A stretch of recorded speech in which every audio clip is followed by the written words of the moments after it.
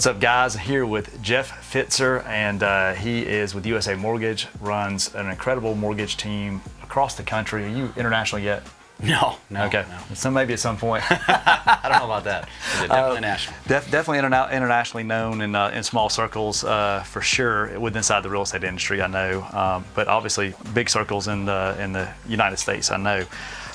We're talking about Instagram earlier, and I've not really used Reels a whole lot. Playing around with TikTok a little bit, obviously using several other channels, and I want you to tell kind of the audience about how they can use Reels to promote themselves and or their business.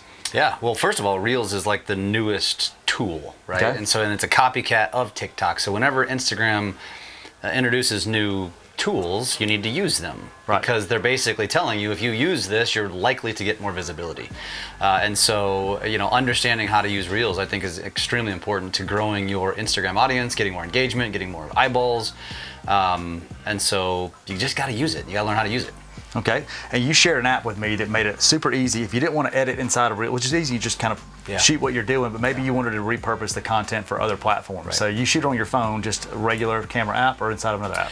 Yeah, so Reels, so if you're familiar with TikTok, you'll be familiar with Reels. Okay. Reels is a dumbed down version of TikTok. TikTok blows it away, but it's all built into the camera. So you open up Reels, it's a camera. Okay. And it's got editing inside of it, and you can do everything within Reels. Okay. I've just become more accustomed because I do a lot of editing outside on a mobile app called Viva Video. Okay. That for me, sometimes I just like to shoot it on my camera, right? My video camera on my phone, and I just walk around and just capture stuff, and then I go into Viva Video, edit it down, because Reels is only 30 seconds, so I need to edit it down to 30 seconds. I probably took a minute and a half of video and edited it down to a minute and a half just to showcase your office. Yeah, and thank you, by the way. Yeah, absolutely. And then you can upload into Reels from your camera. So you can shoot natively, which is probably best.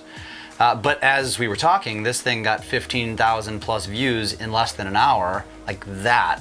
And you have how many followers on Instagram? Almost 17,000. You've got a good bit of followers, but that's pretty crazy results. The beauty of it, though, just like TikTok is it doesn't really necessarily matter how many followers you have.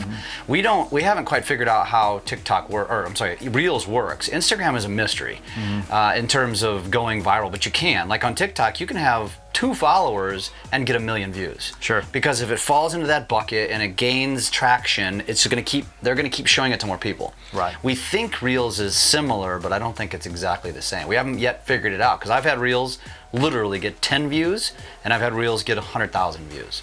Well, that one, the first hour, it got 15,000. Pops off, yeah. 30 minutes after that, only got another couple hundred, right? Correct. So it's like you hit, the brakes get put on it somehow. Yeah, so it's interesting. The cool thing about Reels too is you're sharing it to Reels. So when you create a Reel, you have the option to just share it to Reels, or you can share it to your story. The only advantage to sharing it to your story is it allows you to create text that you can change the time that it pops up, right? Which is pretty cool.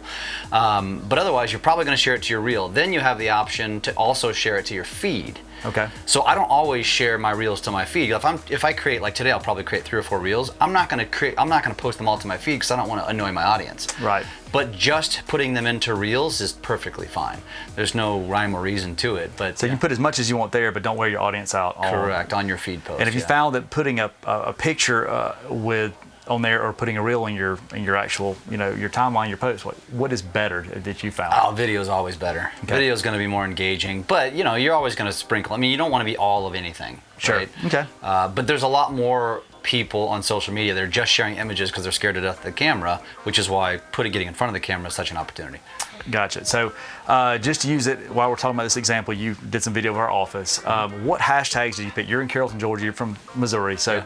Obviously not at home, your followers are all over the place. Yeah. What did you put on, and what kind of made you decide what hashtags and how to tag and all that good stuff? Yeah, I just hashtag relative to whatever the post is, right? So I'm not trying to hack any. You can't hack the system anymore, right?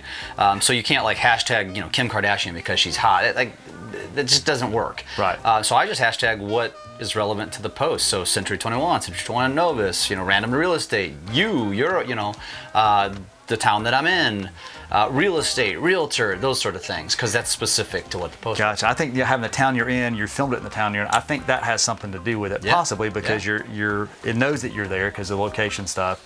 you're talking about that. And maybe Instagram thinks that that is super relevant to the area for hyper-local stuff, and maybe that has something to do with it too. I think so. Yeah, because those algorithms are paying attention to geographic, where you are, in the country, and I think you're going to end up showing up to more people that follow, because that's how it works. Like it's paying attention to people that are following you. Right. So odds are that video showed up to a lot of people that are watching your stuff geographically in this area. Sure, and it also, as soon as you posted, I shared it to, to my story as well. So maybe if you saw it from there too. So I don't get the same analytics as you did on it, but it's still interesting to see how that works. Correct, so all good stuff, guys. I mean, you just got to constantly be thinking about this and kind of catch and capture content in the moment. That's the name of the game. Don't overthink it. Just document your life, man. That's it. Yep.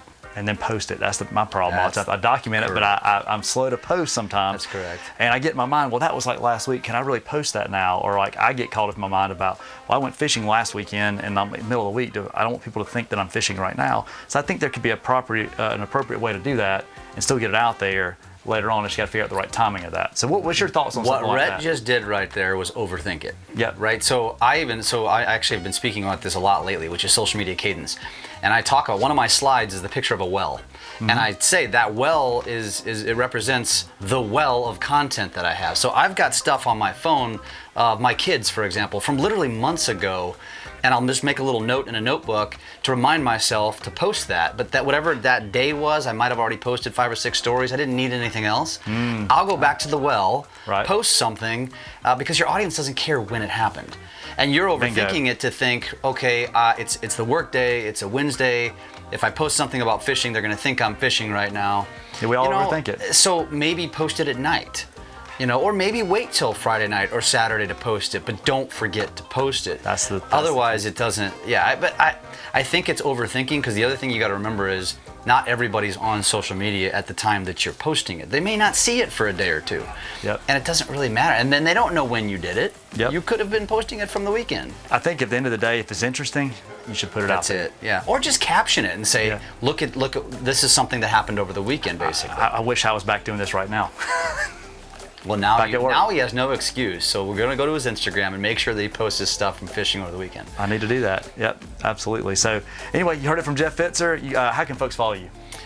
Everywhere. Facebook, Instagram, LinkedIn, TikTok, YouTube, those 5 places. Not everywhere, because I'm not on Snap.